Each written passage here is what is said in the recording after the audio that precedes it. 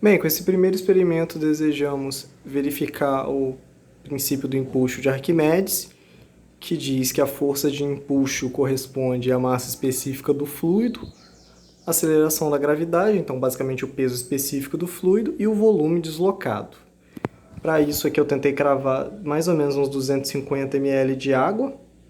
Creio que eu consegui, a massa específica da água é 1 grama por centímetro cúbico, ou 1 grama por ml. E aqui eu vou colocar uns 2 cubos de gelo, né, para tentar notar uma diferença no nível perceptível. Bem, o gelo estabilizou, deu para ver que subiu mais ou menos um pouquinho acima da metade, né? Então mais ou menos uns 25 ml. Se eu medir aqui com a régua, eu tenho 5 milímetros abaixo da linha dos 300 ml, isso vai ser importante depois. Então, beleza, basicamente temos isso. Dá para ver que uma parcela ínfima do gelo, ela está imersa, né? Isso ocorre porque a massa específica do gelo é menor que a da água, e por isso que ele flutua até certo ponto. Então tá bom, vamos agora verificar um pouco dos cálculos enquanto o gelo derrete. Então aqui eu, manipulando um pouco no princípio do empuxo, eu encontrei uma igualdade, a aceleração da gravidade é a mesma, e basicamente essa igualdade diz que o peso do gelo tem que ser igual ao peso deslocado de água, o peso total do gelo, já que ele está em equilíbrio. Bem, eu não sei exatamente o volume que temos de gelo, nem o volume que temos de água, mas com algumas manipulações isso se tornou irrelevante, eu encontrei um em função do outro. E usando a conservação de massa, visto que o gelo, quando ele derrete, ele vai se tornar água, eu encontrei a massa de gelo que derrete, que tem que ser a mesma massa de água, e com isso eu encontrei o volume final que teríamos que deslocar de água quando o gelo se derretesse totalmente, e esse volume deve ser igual ao volume deslocado inicialmente, curiosamente, porque, né, temos essa porção, o fato de que o gelo, quando ele se derrete, ele vira água. Mas inicialmente o gelo ele flutua porque a massa específica dele é menor que a da água, 0,97 grama por centímetro cúbico, enquanto da água é 1. Isso se dá pelo fato da geometria, né, das moléculas de água, que quando viram gelo, elas acabam tendo que ter um maior espaçamento pelo formato angular.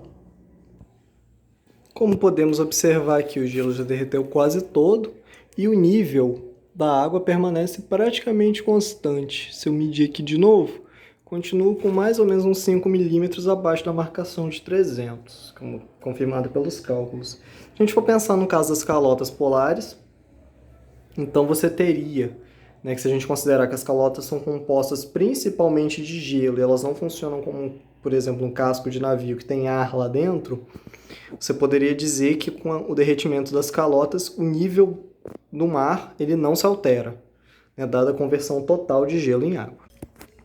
Bem, aqui a gente tem um copo graduado com 50 ml de água, direto da torneira. Ele está um pouco fosco por causa do material, né, mas tem só água aqui dentro. E aqui temos um outro copo com 50 ml de gasolina. Bem, a gasolina ela é derivada do petróleo, então você deveria ter uma molécula que não se mistura com água, por ser apolar. Mas se a gente reparar, o nível da água subiu um pouco. Se eu for misturar aqui, dá para ver que o nível da água sobe um pouco acima dos 50 ml, né? Isso acontece justamente porque a gasolina ela tem uma quantidade de álcool que se mistura na água. E essa quantia deveria ser até 25%, né? Ou seja, a gente poderia passar mais ou menos um quarto, o nível da água poderia subir mais ou menos um quarto, né? Como esse copo ele não tem tantas marcações de precisão, não dá para confirmar se a gente tem cerca dessa quantidade, né? Os 12 ml. Olhando aqui, né, conferindo por intuição, eu diria que não. Parece que a gente tem menos de 12 ml de álcool na gasolina. né? Se eu colocar aqui num copo, mover o líquido para um copo mais transparente, mais fácil de enxergar, a gente vê que o nível ele não está passando muito dos 50, o que é o esperado. Mais uma vez, isso acontece porque a gasolina ela tem uma certa quantidade de álcool misturado, e o álcool, diferente da gasolina, se mistura em água. Então essa parcela que temos de álcool na gasolina, ela acaba se misturando com a água, que faz o nível que a gente tinha inicialmente de água subir. Bem, aqui temos uma torre de líquidos, né? Eu já coloquei previamente uns aqui que seriam um pouquinho mais demorados. Aqui embaixo eu coloquei mel. Aqui nessa segunda camada a gente tem detergente. Essa terceira aqui seria água. Só que o que acontece? O detergente ele não é totalmente apolar. Uma parte dele se dissolve em água, que foi o que aconteceu.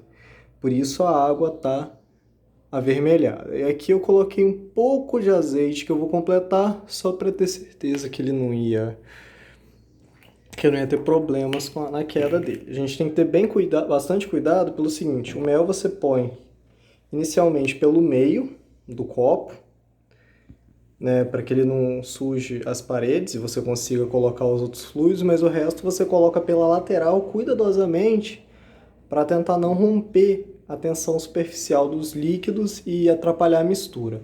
Bem, agora eu vou completar com azeite e acetona e já vem mais um pouco sobre a explicação por que esse fenômeno acontece. Bem, continuando aqui, eu completei o resto da torre, coloquei aqui mais uma camada de azeite, aqui no meio, né? Próxima à última, e a última camada é de acetona. Por cima a gente tem ar, e se formou alguma camada de mistura aqui em cima da acetona que eu não sei o que é. Provavelmente alguma parcela da composição dos fluidos que acabou se misturando aqui com a acetona, ou alguma coisa que estava de resíduo nas paredes do copo que acabam se misturando, mas basicamente é isso. A gente consegue ver as fases, a água e o detergente fica mais difícil de enxergar a diferença, justamente porque o detergente não é 100% apolar, ou seja, uma parte dele se dissolve em água, que foi o que aconteceu. E vamos lá, por que você tem essa torre e os líquidos não ficam todos misturados? Porque eles possuem massas específicas diferentes e pesos específicos diferentes, e como não se misturam, pela ordem que a gente colocou, eles formam essas camadas. E agora eu vou colocar algumas coisas aqui. Eu tenho um prego, né, um prego aqui, que ele é principalmente de aço. Se você ver, ele vai até o fundo do copo, porque ele tem a maior massa específica. Um isopor, que ele flutua na acetona, por ter uma massa específica menor que a acetona.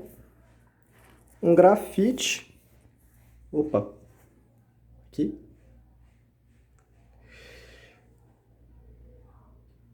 Se olhar, ele fica em pé pelo tamanho dele, mas ele chega a afundar no mel, a massa específica dele não é tão baixa, e uma palheta de baixo, guitarra, violão, tanto faz. E mais uma vez pelo tamanho, ela afunda, mas ela flutua no mel, ou seja, ela tem a densidade maior que a do detergente, mas tem uma densidade menor que a do mel. Bem, aqui a gente tem uma mistura de água com amido de milho, né?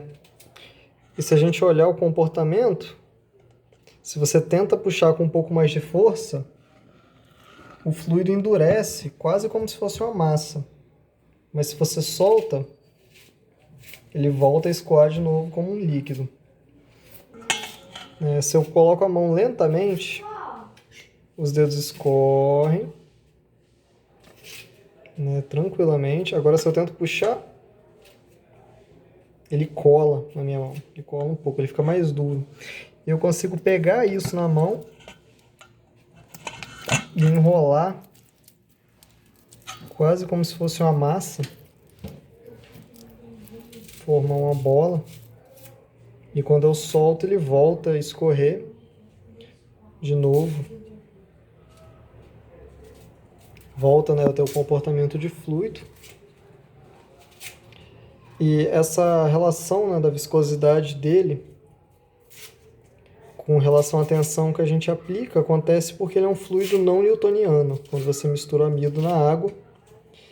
E, se não estou enganado, a gente ainda não há uma boa explicação para o porquê tem esse comportamento quando você mistura amido de milho na água. A comunidade científica ainda não tem um consenso, mas a grosso modo se daria por causa do atrito das partículas de amido que ficam suspensas em água. Quando você aplica uma tensão maior, você acaba gerando um atrito maior nessas partículas e aí você tem um comportamento mais próximo de sólido para mistura, e quando você cessa essa força, você está diminuindo o atrito e você acaba tendo um comportamento, de novo, fluido. Você reduz a resistência à deformação do fluido ou ao escoamento. Bem, com esse experimento aqui a gente vai tentar confirmar as equações para aceleração num fluido em movimento de corpo rígido. Né? Para isso eu coloquei um pouco de detergente no copo, porque é bem complicado eu conseguir capturar o momento que eu teria aceleração e inclinação máxima só durante a gravação, né? Então eu preferi usar o detergente, porque o detergente vai marcar a borda dos copos assim que ele se inclinar, dada a aceleração que a gente teria na horizontal. Bem, para isso eu vou fazer o movimento no sentido da direção aqui. Embora seja complicado eu capturar a aceleração quando o copo está se movendo, né, começando a se mover, a gente vai ter uma desaceleração quando ele parou, que marca essa borda aqui lateral. Fica difícil pegar no foco, né, a câmera do meu celular aí. Dá para ver mais ou menos a sombra aqui na borda do copo, que seria o ponto máximo aqui que o fluido obteve com a aceleração. Vou fazer umas medições e a gente vai conferir se isso bate, né, com os cálculos. Bem, aqui basicamente eu tentei fazer um esboço da situação, né? E aqui a gente vai considerar uma linha de pressão constante quando o objeto está acelerado, ou melhor, no processo de desaceleração. E aí, deduzindo os cálculos, a gente encontra essa equação aqui, essa equação diferencial, né, que com algumas manipulações e considerando a altura inicial do fluido no copo como Z0 e os 8 milímetros que foram a diferença, a altura máxima que ele atingiu nas paredes do copo. O copo tem um raio de 6 centímetros, com a medição, um diâmetro de 6 centímetros, tanto que aqui, falando em diâmetro, eu cometi um erro aqui, que não é um R, é um D sobre 2, mas enfim. Voltando aos cálculos, então, resolvendo a equação diferencial parcial e aplicando as condições, né, substituindo os valores que já conhecemos. Aqui eu peguei a aceleração da gravidade em centímetro por segundo ao quadrado, porque eu estou calculando a aceleração em x em centímetro por segundo ao quadrado, já que as alturas eu estava pegando em centímetros, então, né, nada mais coerente do que pegar as acelerações também em centímetro. E aqui, para achar a aceleração em x, eu utilizei trigonometria, considerando triângulo retângulo. A tangente aqui de θ, por definição, ela seria derivada, né, da altura em função do espaço na lateral, basicamente o que eu fiz aqui na manipulação, e encontrei um valor para aceleração em x. Substituindo na equação aqui 3, 1, né, basta agora que confirmemos que z, se eu tomar o z0 como sendo 0, né, o nível inicial, eu tenho que z deve ser igual a 0, ou pelo menos seria igual a esse z0 aqui. Não precisava ter assumido que é 0, mas enfim. O z tem que ser igual a esse nível inicial quando o x estiver na metade, ou seja, 3 centímetros. E basicamente isso aqui, né, utilizando o auxílio de uma calculadora, a gente encontra que realmente o z ele é igual a 0 quando x é igual a 3 para a aceleração que foi encontrada utilizando o triângulo retângulo.